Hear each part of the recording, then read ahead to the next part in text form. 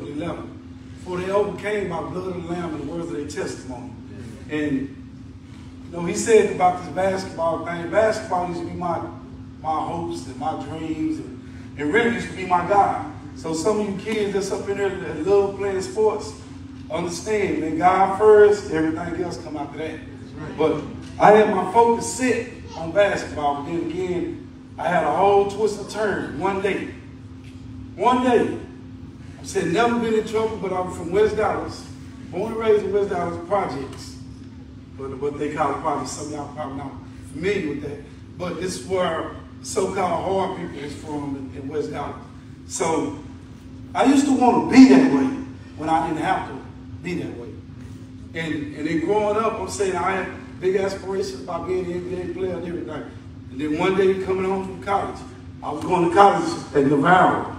Had a whole scholarship there. I came home for the Christmas break, ended up incarcerated.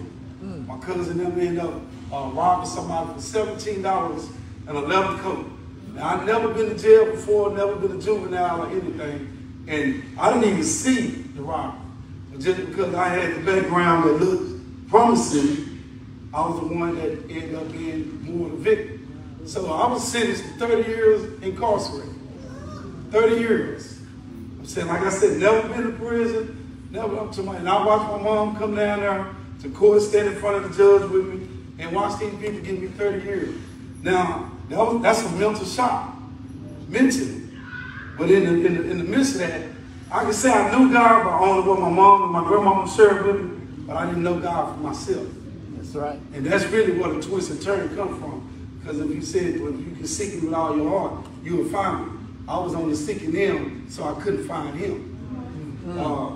So in due time, so I ended up on the biggest unit in prison in the state of Texas, Coffield unit.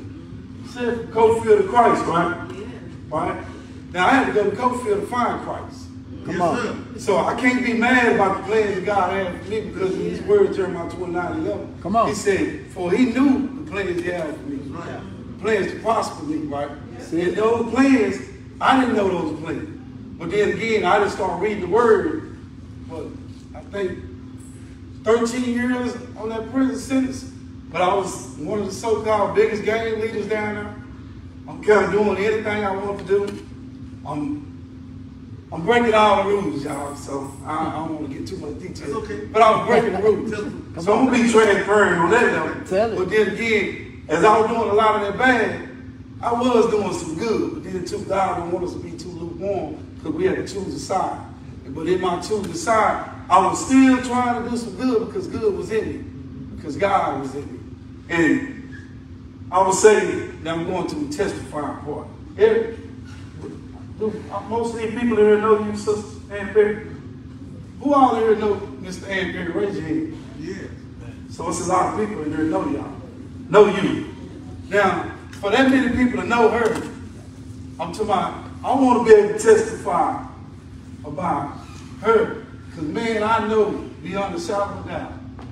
I'm saying in the life that I was living, in prison, man, I wouldn't be right here today with my mama sitting right there, my lovely wife sitting right there, and one of the officers from prison sitting right there too. I wouldn't be right here today if I wasn't going to her class in prison. Now, I was going to her class to have gang meetings while she was teaching. And I was conducting illegal business while she was in there teaching because it was in the AC in church. But then too, when God find you, he'll find you anywhere. That's right. I'm saying, as I sit here and look at this woman of God, I'm saying, only thing I would say truly to her, I was away from my family. But man, she was the closest thing that was coming into that prison that would give you that motherly, auntie, grandmother feeling. And she had that spirit. And I think that would have attracted a lot of us guys up in there. Amen. I wasn't converted, so it wasn't one else. So I'm saying, your spirit attracts. And I'm talking about today, I was convicted. I'm talking about hurt. It hurt me because I'm talking about God showed me today that I was, busy as I been, I was for the postponed from coming down here. And then God showed me, man, this woman made it her business every Wednesday of every week to come down to prison for us. She made those sacrifices. She denied herself every week to come down there for us. And I'm telling you, I didn't know nothing about the word of God. When she was reading in that class one day, after my grandmama died, I just wanted to do something different. She was reading, it was Walk by Faith class. And she was reading about Saul up in there. I'm going to show you how dumb I was in the Bible. She was reading about Saul in the Bible. And as we were reading, I was paying attention this day, it started talking about Paul. So I'm looking at everybody else, they asking questions. I was like, something out of my Bible, because the word don't change this, they misspelling this. I'm talking about, but she looked at me, she didn't judge me when she looked at me.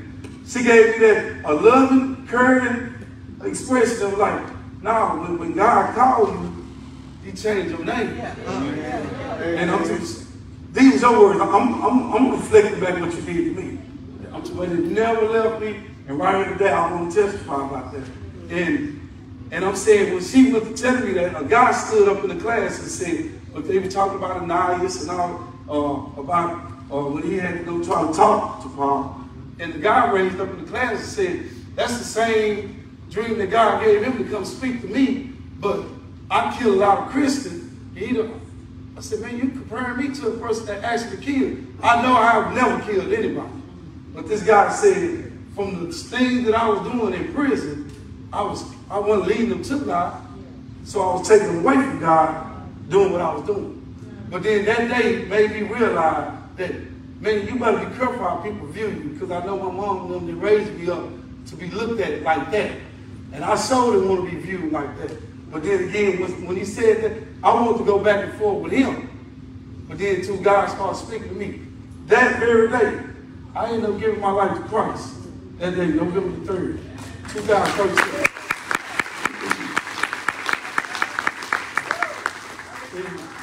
But in that, there's a whole lot I had to leave behind. And I'm saying, as I continue to read the word, and Sister Ann Perry continued to pour it out. That's the first graduation I had done since graduating from high school. Graduated her class. And they brought, her and the other Willis brought all that food down. All that food. Free world food. Yeah. It's the difference of free food versus free world food. They brought free world food. I seen God that day.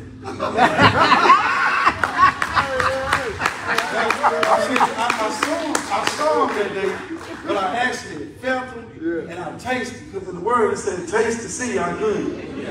Come on. And we tasted that, and I'm talking about from then on, I related that to her. Anytime in prison, I can be having a hard day, and I can think about, oh man, that food was so good, this and that, this and that. But then too, God was that good. That's it. But that was a platform that God gave her to utilize to connect with us. And man, I'm saying, as I started real, I was trying to tiptoe in God for a couple of weeks, do my game thing on a little bit, and I'm saying, nah, I'm not going to do too much. I'm going to do just a little bit. God started speaking and pulling me. Next thing I ended up getting locked up in lockup. They had no reason to have me up in there. I stayed in the lockup for 30 days. But I'm trying. Now, in that lockup, those 30 days, man, that's when God started doing the work in me that really, I still to this day, I really didn't understand what was going on. But everything that you was instilling in me, those weeks and months while I was out in the lockup, started manifesting itself while I was in that lockup cell. But I was away from everything. Next thing you know, I got on my knees that 29th day or the 30th day and said, God, you threw me on this unit, get me out this unit. It was one of the guys named Zach Denwick. Y'all familiar with Zach Denwick, old school. Remember Zach Denwick? He came to me one day before I went to lock up and said, so if you too big for this unit, God gonna get you out this unit. And he got going on inside of it. But it was a two-head battle. And man, it wasn't even 2 hours later they came to my cell and told me I was going to Vito unit on an emergency chain. I'm talking about right after I prayed, this happened right after. I ended up on Vito unit. I'm talking on the faith base wing, learning about number guys all the time. In prison.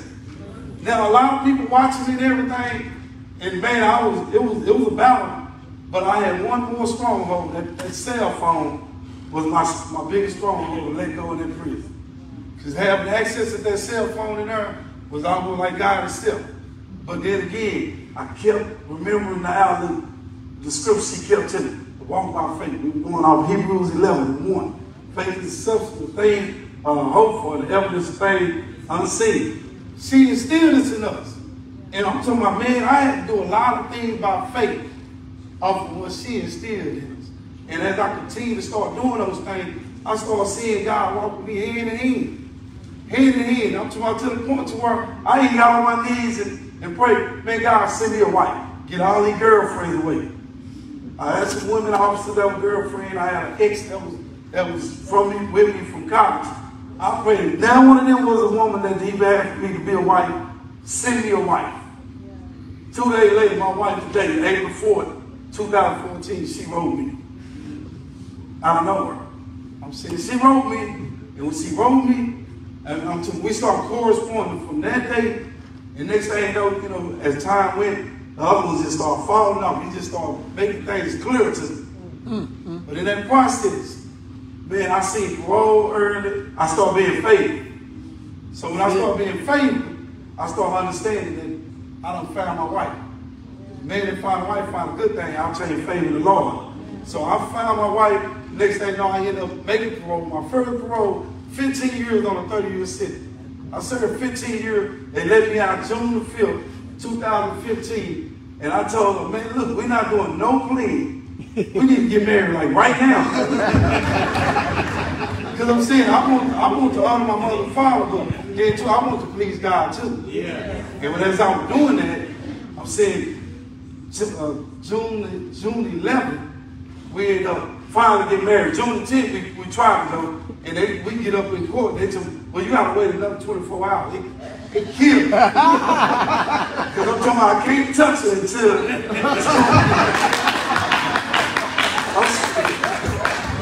June 11th, we married, and man, I'm saying the vision that God gave me, man, to go back to my old neighborhood. I'm coming out of Ezekiel when he showed me that, and go to these people because they speak my language. But then again, it's things that was imputed in me now that I had to go serve because I'm too much. It was laid out.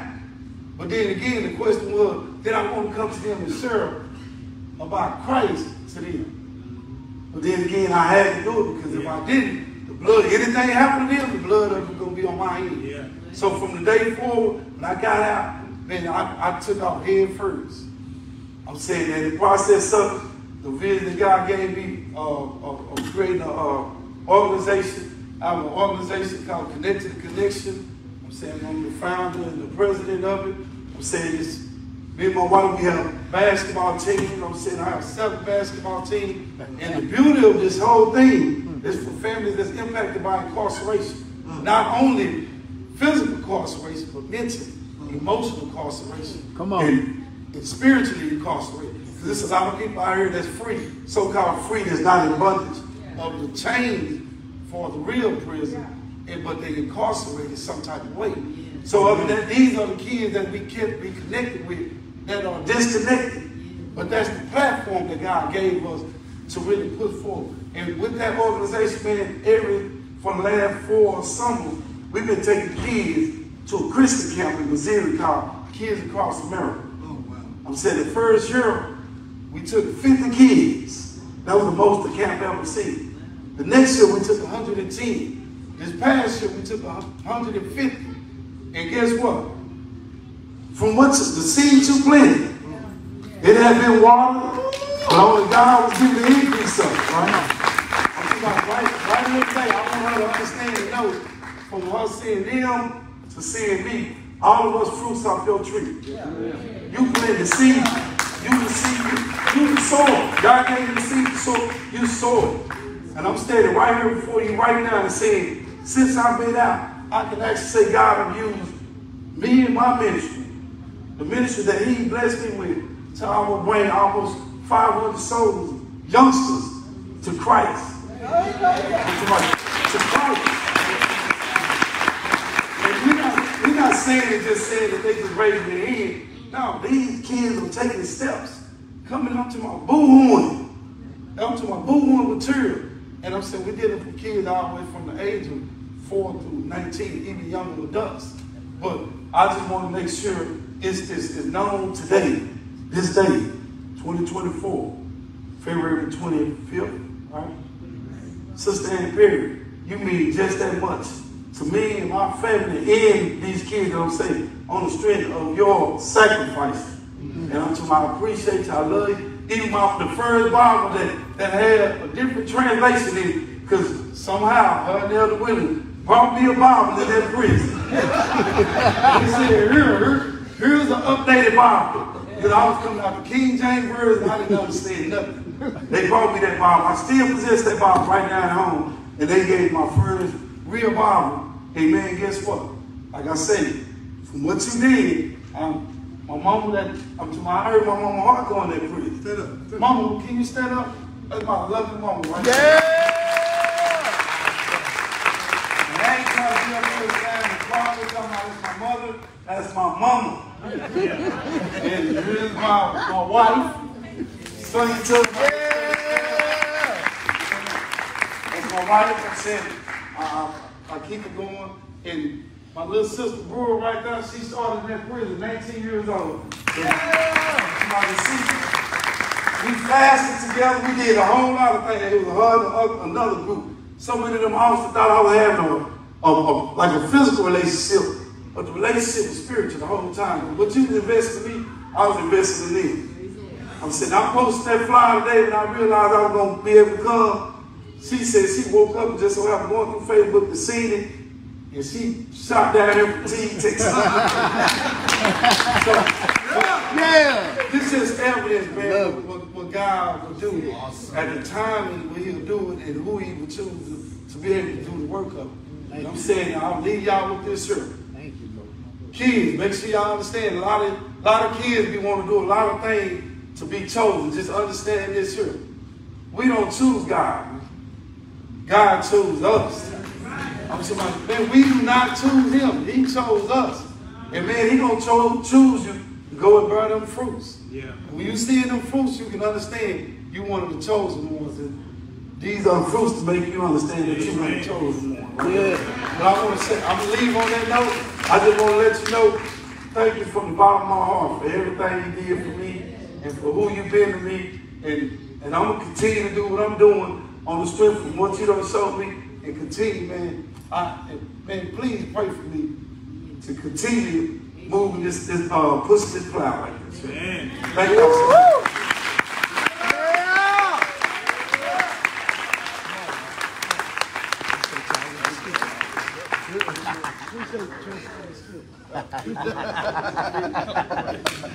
He saw me.